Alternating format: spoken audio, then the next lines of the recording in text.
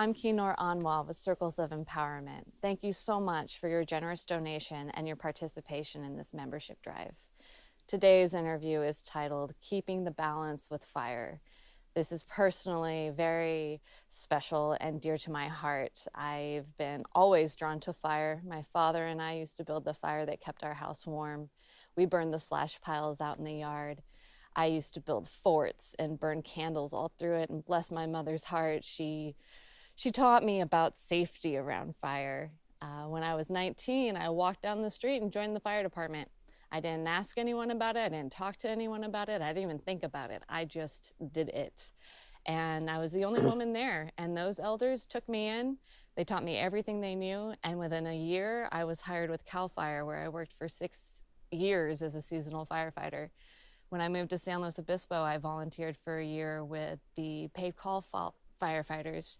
And somewhere along the line, I guess I was about 20, I started fire dancing. And that brought a lot of balance and a different type of teaching into my relationship with fire. By the time I was in San Luis Obispo, it had become very clear to me that I was no longer in alignment with the policies set forth by the fire department. I it didn't feel correct to me that we were fighting fire, that we were fighting this element. I wanted to work with the element.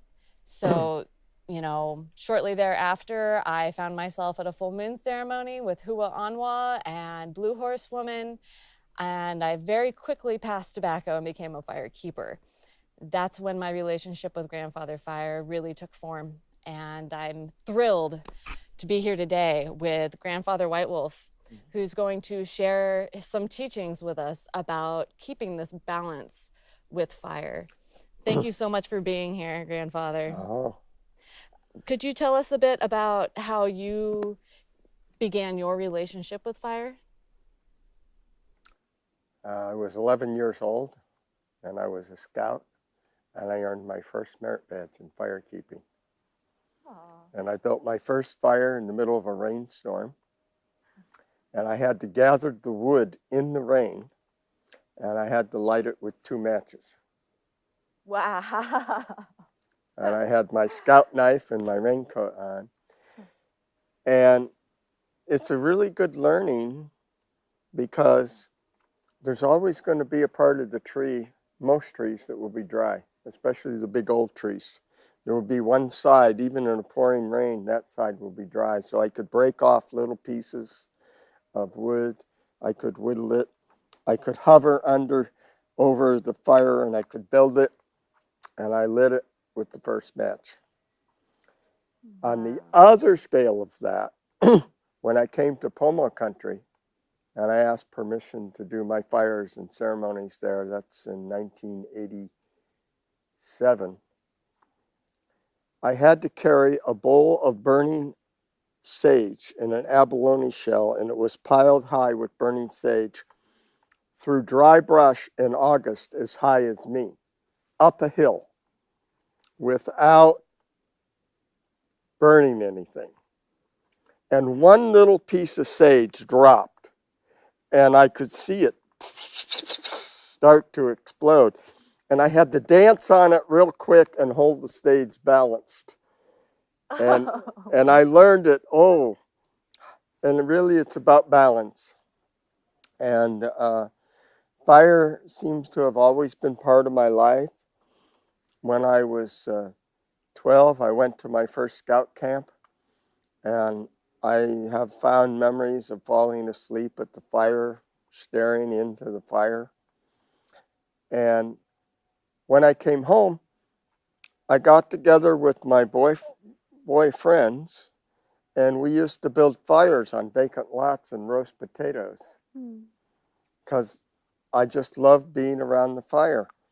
And then years later, when I became an adult and I had a family, I had a little home in Berkeley, and we always had a fire in our backyard for a couple of years.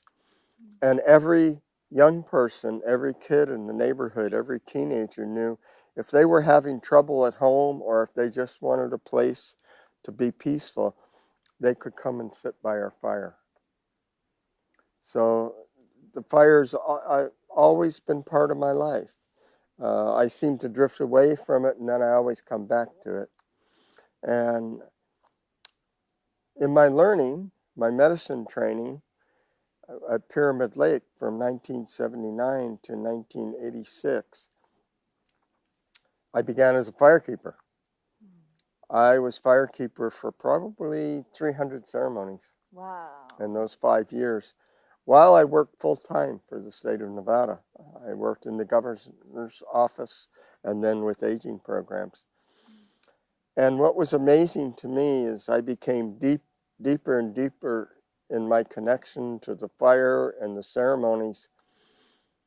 I became more estranged from my own world that I grew up in. One day I would be 100 miles from the capital, Carson City, Nevada, out in the desert, sitting in a hut, praying with old men in these ancient languages, and the next day I'd be in the legislature testifying for the governor. Oh, wow. And the old men felt more real to me. Yeah. In May 86, I left that world. I took a leave of absence because I wanted to learn full time from these elders. I knew 24 elders in their hundreds that lived in the desert. That's a world of fire. My ancestors came from a desert of fire.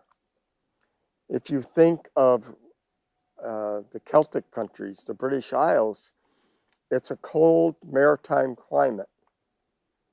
I was there in August 1998 for the entire month. I saw the sun twice.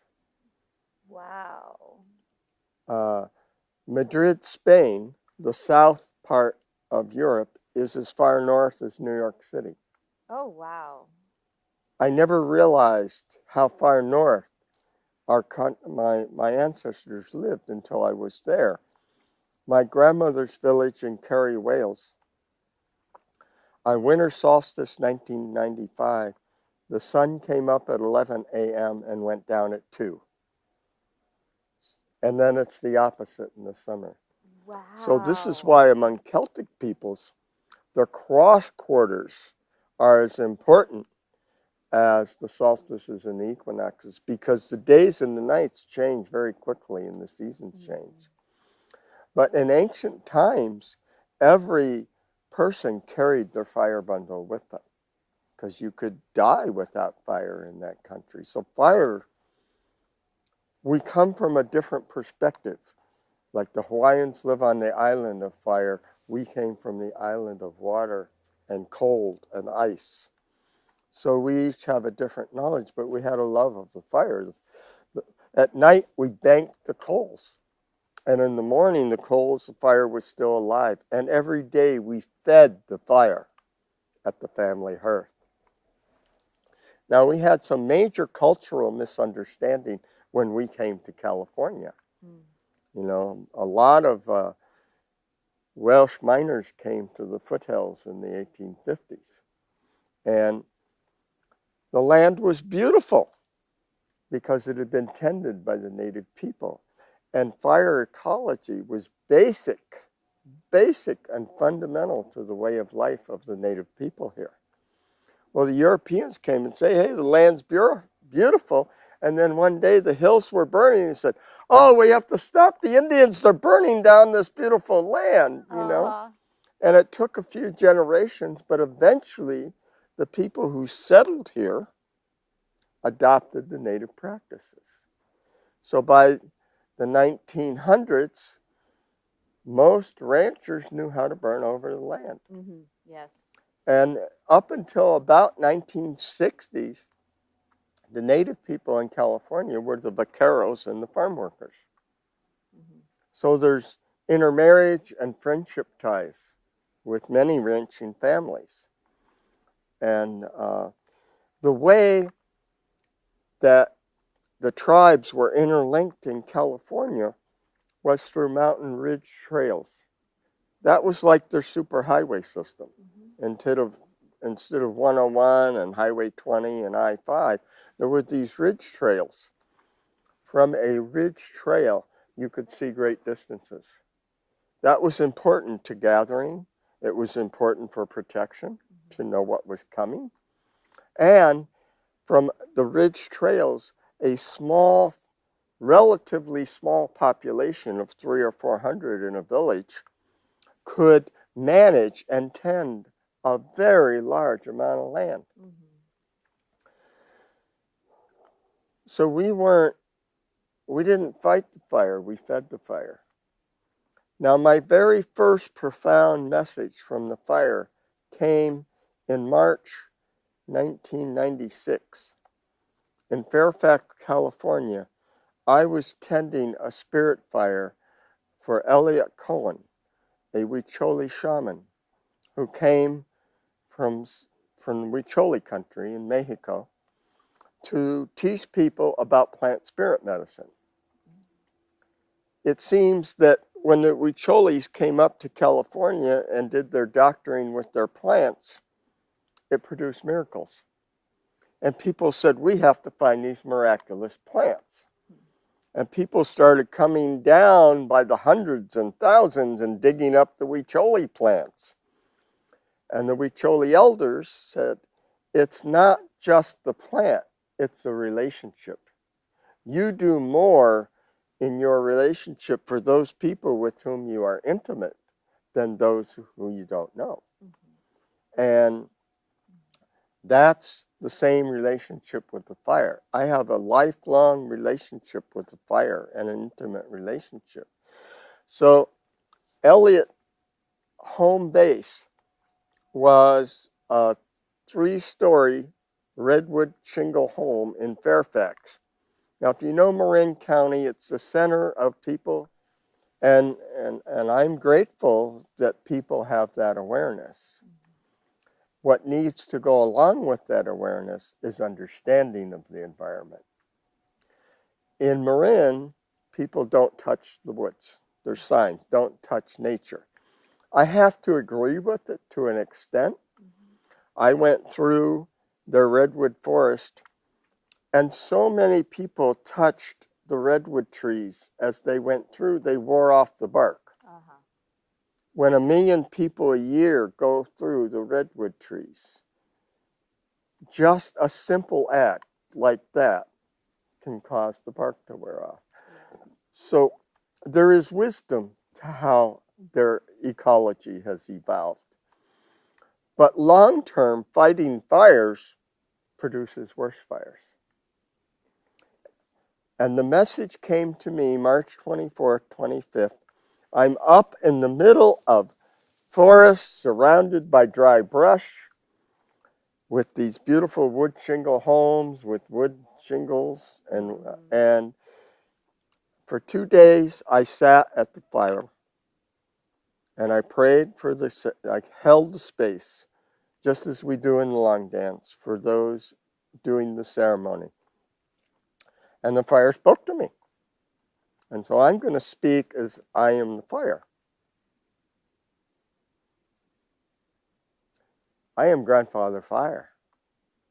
Once, all people honored me. I created your world. I am the stars. I am the sun. The moon is my mirror. In your homes, we created life. We warmed your homes. At the family hearth, you sat and you shared and you loved each other and you played music and you shared stories and you passed on your wisdom. And I remembered your stories were like your prayers that I carried to the future generations. Now, you fear me. Now you are afraid of me. Now you fight me. And I am starving. And one day, I am going to return. And I am angry. And when I return, no one is going to stop me. And for those who are returning and reawakening to their agreements with nature, remember your ancient covenants with the fire. Today, almost all the major religions keep fire on their altars and their ceremonies. to remember our covenants with the fire. Remember your ancient covenants, and you don't have to remember all the details, the ancient history, just reclaim it. Because it was those agreements which allowed us and enabled us to live in balance. And also remember, the covenants of the people in California are different than the covenants of the people in the British Isles, or different than the people in the Mediterranean. Honor the ancient ways of the land where we live. Mm-hmm. That's important. That is part of the process of us harmonizing with the vibration of the land. The world of California evolved over thousands and thousands of years of fire. What I have seen since the recent fires come is I watch which plants come back first. And the native plants tend to be the ones that come back first because they have evolved with fire. It's very, very important. I also want to explain what this stick is. This is a council stick. I'm part of a council of elders through Earth Peoples United. We represent all races of peoples, the 4 directions. And we have come together as a council of wisdom keepers and elders to share our knowledge in this time. I originally came together with the council, excuse me, 12-21-20. 12-21-12. On an ancient pyramid overlooking Lake Atilan in Guatemala, doing a fire ceremony with the Maya. During that time, which is around Christmas, we were also doing an ancient Celtic ceremony, which is a 13-day ceremony which we honor the fire. And we light candles each day to represent a birth of the moon in the solar year. So we honor all the births of the moon in the year, as well as the birth of the sun. And we start at the new moon and we go to the full moon. We were in the midst of our ceremony, which we had been doing privately while we were participating in the Mayan ceremony. And on 12-20-21, the second day of our ceremony, Tata Eric came, the elder, and said, "Would you please, tonight, join your candles, join your fire with ours." When we placed our candles burning into their fire, there was a spiral and a dragon. And we joined the ancient fires of 2 peoples. We may not have, as Celtic people, the intact ways that the Mayans have, but we carry the spirit of our ancestors. We are all indigenous people from somewhere, and we bring our wisdom because we have all survived. We've survived everything. You name it, it's happened. We're here. What we saw on 12-21 is that the earth changes are real, they're powerful, and that those changes were going to accentuate the harmonies and the disharmonies, the imbalances and the balances amongst peoples around the world. And we are in fact seeing it. We got together again, this time 16 elders and 9 youth. 16 representing the Eagle Watch at Earth Peoples United and Mount Shasta, surrounded by fires going on. In essence, what we saw was these changes are coming deeper and quicker than anyone imagined. Personally, I speak of Florida, which I had seen being underwater. I saw the buildings, those condos where we lived were now mountains and lakes. And I saw it coming by 2050. Let's change that to 2030. and maybe sooner. In California, I've foreseen the fires for the last, I believe it's about 6 years. I have been seeing fires before they come. And you've even given warning to some of I'm these. getting warnings. I sent 12 messages to people. The fire is coming to Harbin Hot Springs, and it's coming right for you. With a lot of intensity, because I was feeling the intensity of the fire. When that fire started on Cobb Mountain, it created a fire tornado that moved down the mountain at 60 miles an hour. It was clocked by satellite. Fortunately, 2 other native elders also warned Harbin Hot Springs, and the security listened. It was too late to change the pattern that was coming, but they did train evacuation. And because of those warnings and because they listened, no one died in that fire. I told Wilbur Hot Springs, the land and the people here are so out of balance with each other, you're going to be closed down within 6 months or less. That was October 17th, the year before the old hotel burned down. I didn't do it. I'm only a messenger. I'm telling you in the land.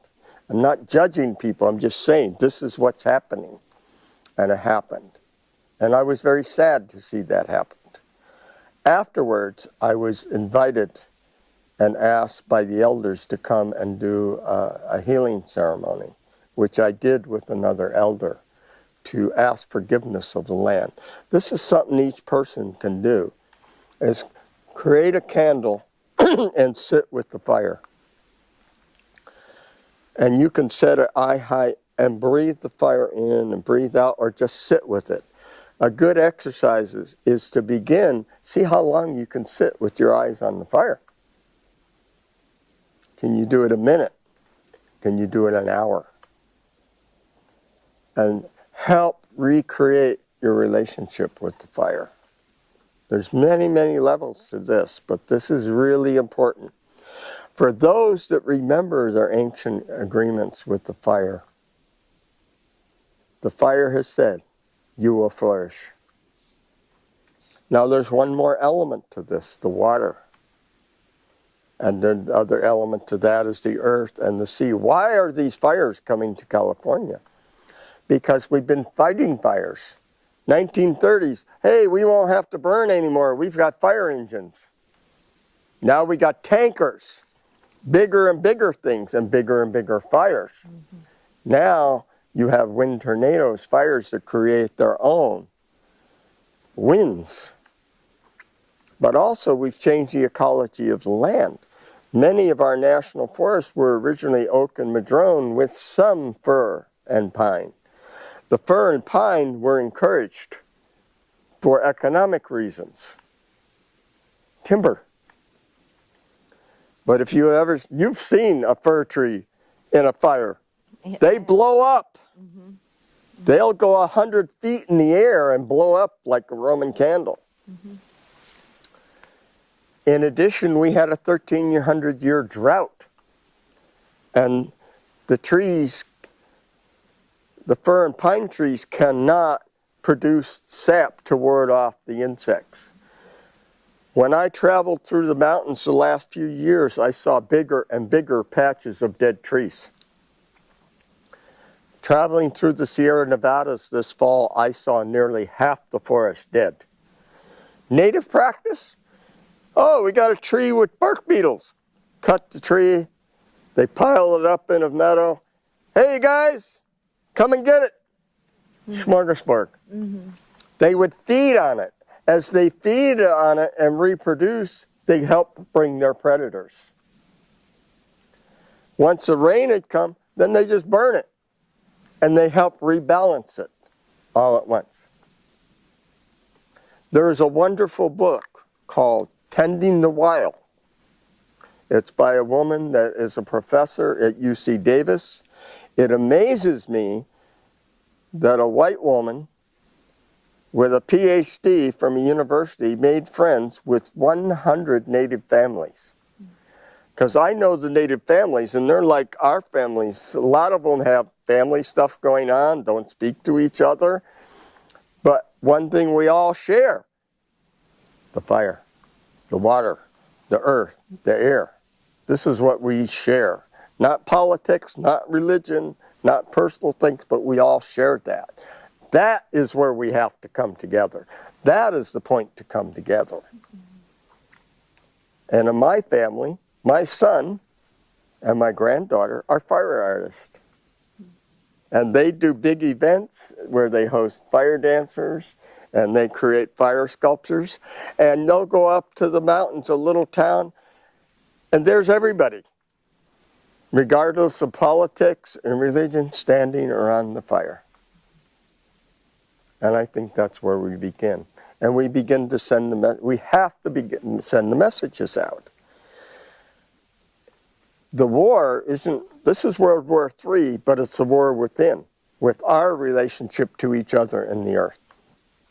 Now, we had enough elders and enough knowledge between us that had we been collectively given permission, we could have called the rain. We could have called the wind to part.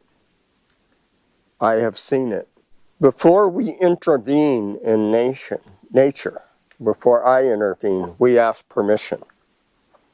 We called the dolphin spirit and the whale spirit.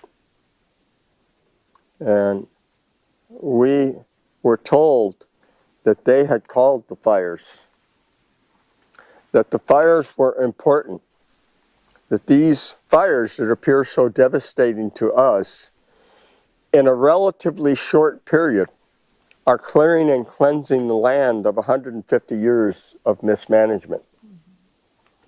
What the fires are doing is are clearing the diseased trees. They are creating an enormous amount of charcoal. Everyone should know charcoal. Charcoal has the ability to absorb toxins, both human and natural, in the environment. Open a water filter and it's charcoal. There's many types of charcoal. They're used in filtration systems around the world. Now the term is adsorb, not absorb. Absorb is like a sponge. Adsorb, think of an ant carrying 600 pounds times its weight, all right? That's adsorb. It's a chemical process that's unique to charcoal and some other elements. Charcoal has been used around the world by native peoples. It's been used in the jungle. People can find layers of charcoal where people cleanse the land. That will remove the toxins, and it will clean the creeks and the rivers, and it will flow into the ocean. The reason the sea life is dying is because of the accumulated toxins flowing into the sea. That must be cleansed. That will absorb them, and it will be taken to the bottom of the sea and help cleanse that. It will help regenerate sea life. Within 10 years, we'll have the most amazing resurgence of sea life. We had 1,200 fires start, I believe it was 6 or 7 years ago, when on summer solstice we had a lightning storm throughout California. That we did intervene on. We did a ceremony to release some of the electricity from the atmosphere, because 1,200 lightning fires now, at this point in history, at this time in the condition of the forest, we'd lose enormous numbers of cities and life. And we did intervene with that one. And also, the ash is going to fertilize the forest. Now, the big political fight is coming, because in any war, what is the spirituality of war? It tells you which warriors are brave, which are courageous, and who's corrupt, and who's treacherous. So the treacherous ones are there. How can we exploit this? Oh, we need to cut more forests. Yes. Right. And we have GMO forest ready to drop from airplanes. Yes. We just have too many environmental laws, which I agree. But we need, it's the fight. Now, the other thing the whales said, we have to quit fighting. I've been part of that fight. And many times we fought, and when you fight something, you make it stronger. Right. How do we weave ourselves in with the very people? Because sometimes people do things for the wrong reason and can achieve the correct result. People can do things for the right reason and make things worse. So we need to weave ourselves in. And we need to protect our right to go to the fire. Yes. This is going to be challenged. Right. I've already had to stand down 3 fire chiefs in the last 10 years. And we need to protect our right, but it's a way of bringing people together. We are being challenged with fire art. We were doing art, and we create these immense sculptures. And the state of California passed a law saying, oh, you have to have a pyrotechnic license. We found a loophole, but that loophole could get closed. Let's turn it around. Let's create a certification for fire artists. Right, yeah. Let's go for it. And let's teach people how they can do fire safely. Yeah. Now, I need to update. I need to talk to someone that knows the laws now. I knew them 20 years ago. I knew the earth resources laws, and I used to work with government regulations, so I read all the fire laws. What I did is I built an outdoor barbecue pit.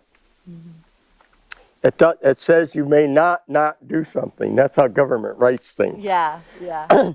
Well, I don't think they'll ban barbecue pits anytime soon. So the law says an outdoor barbecue pit is a 3-foot high non-combustible berm. So I dig down 3 feet and then put it up another foot or 2 around, which gives you good control of the fire. Depending on where you're digging your pit, you may have underground roots. So I'll wait till the rainy season is over and then I char it out and burn it. So when I have a fire marshal come, I say, no, here's the law. Yeah. I can burn. And if you interfere with my fire, I'm going to place you under citizen's arrest for interfering with my ceremony, my church service. I don't want to do that. Right. But I rather work with fire people. Yes, exactly. Now, this spring, where there was a fire, 2 fires, I have involvement. One, Spring Valley, where the biggest fire came in California history. The next biggest one is coming. There's going to be an even bigger one coming. But that fire I saw years ago when I lived in Spring Valley. We were a small community of only 300-400 homes. And I said, we need to go back to burning, and prescribed burning. But no one knows how to do it now. Right. I learned from the local tribe that in the 1960s, the elders taught the local fire department how to do burning. By the time I arrived in the 80s, they no longer knew how to do it. The federal government used to allow fires to burn in the national forest up until '86 with the Yellowstone fire. And there was an unusual confluence of drought and conditions that caused that fire to become more massive than anybody imagined. New York Times and city newspapers blasted the government. Right. And so the government, last thing you want to do is fund a project and you spent public money and now you're being criticized and you feel like a fool. Right. By the time I was in the Sierra Nevadas 10 years ago, the government was trying to come back to control burning. But at this time, very few people had experience. We're at a hot springs and a fire's coming. So we did some prayers and it feels the universe answered because the fire went around the springs, but it went into town and burned some houses. Well, the reason the government was burning in August is their fiscal year ends September 30th. So they wait to see if they've got money to burn, literally and figuratively. You don't burn in August. Right. You really got to be a master to burn in August. And they're not masters. They're coming back. And so the fires got out of control, and there's more criticism. What time of year would you suggest doing a controlled burn? Huh? What time of year would you suggest doing a controlled burn? February. February. We do seem to get a break as the air currents shift. We'll get a break in the rainy season. If we get at least a week, we can burn the ground soaked. There's a lot of factors, Right. but we need to return to ecology, and we need to learn about it. Yeah. The book, Tending the Wild, is an excellent source, but there are people alive now who know how to do burning. We have a Fire Safe Prairie Council in Humboldt County to this day that still burns. And they were the hippies that came up in the 60s, learned about the fire, wrote a book 30 years ago about burning and learning how to do it, and this is their children and grandchildren, and they're doing it. And as I go down into the valley, I could see the fires every day in the spring. They knew it was coming. It took a year for me to convince my family to start doing burning. So we didn't get to the burning till the end of the season. Now we have a plan to burn our whole ridge. We've got the support of the fire department, our volunteer fire department. We got the support of an institute, Heartwood Institute, a school of permaculture. We're going to teach fire ecology as part of the permaculture program. Back in March, I was in Scotts Valley near the town of Lakeport, which just had the big fire, actually burning with the oldest rancher that knows the burning. His father was part of the hunting and the ranchers who tended the land. They would burn 2,000 to 3,000 acres a year. Everyone knew that smoke was important, so we didn't have the smoke in the worst time of the year. And he carried this on, but he was doing it on his own. BLM, to get permission to do a controlled burn, is a 2-year process. By then, and the government is narrow and it's focused and it's not really set up to make it work well, but the consciousness is there. We had the permission of BLM, we had the permission of the county, we had the permission of CAL FIRE, we had the permission of Lakeport Fire Department. The Lakeport Fire Department wanted to go burn, but it's not their jurisdiction. Tell that to the fire. Right. Fire brings us all together. CAL FIRE did not have permission to join us, but they sent a helicopter out. It cost them $1,500. We paid for the propane, and we hiked up the hills and did it. This is what we all need to be doing. The fires were beautiful. We burned over about 14 to 20 acres in a couple of days. So that work helped to slow down the fire when it actually came towards the town of Lakeport. Jared Hendricks stayed at his ranch in the valley and showed CAL FIRE where to put the fire breaks, showed them where to set back burns. And I couldn't come because I was up north. I couldn't get through. The roads had already been closed off. Working together, they saved that town. When we burned, that evening we went in to let the Lakeport fire chief know they were going to keep getting calls about the fire because it hadn't gone out at sundown according to regulations. He said it will burn out. Right. The town of Lakeport got 200 calls complaining about the smoke. And even though the fire officials explained it, some people got belligerent and hostile because they don't understand. And in fairness to those people, I was one of them. In 1972, I came to California and I saw the Central Valley full of smoke because they were doing the spring burn, and I thought, how stupid is that? Well, I was the one that was stupid. Well, I'm going to forgive myself. Please forgive me, fire. And I want to forgive all those that complained about the smoke. Of course, it's uncomfortable. And we need to do it again. But one thing I am good at is let's find the way. You know, it isn't just about burning in the mountains, it's about re-educating. Yeah.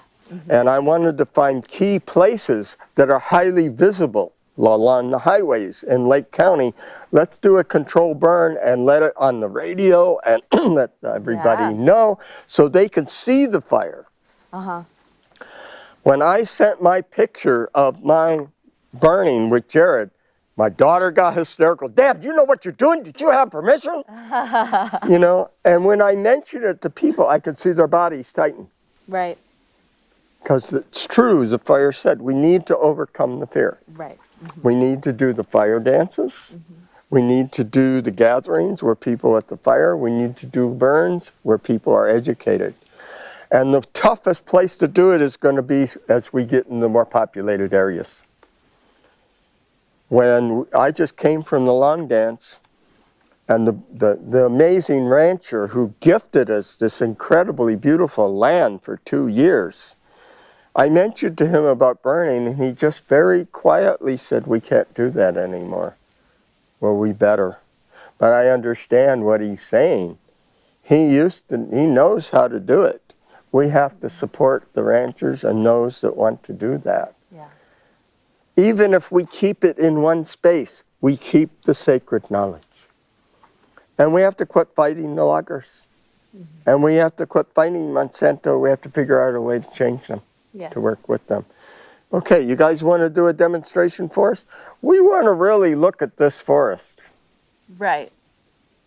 Yeah. And we want all the choices so the people can decide. Beautiful. Yeah. Work together. Yeah. Work together.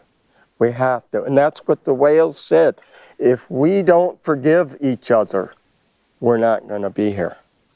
The other thing they said, if the whales perish, so will the human race. Yes.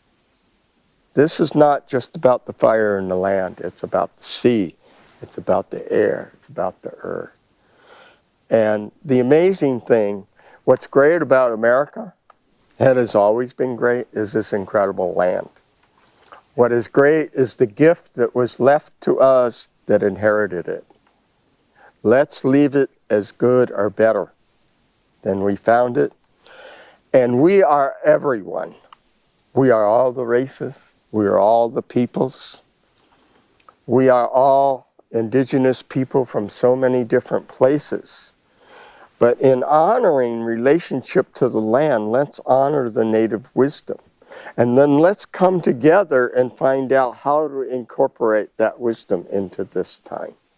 Yes. We're a global community now. We're a global community. Let's work together.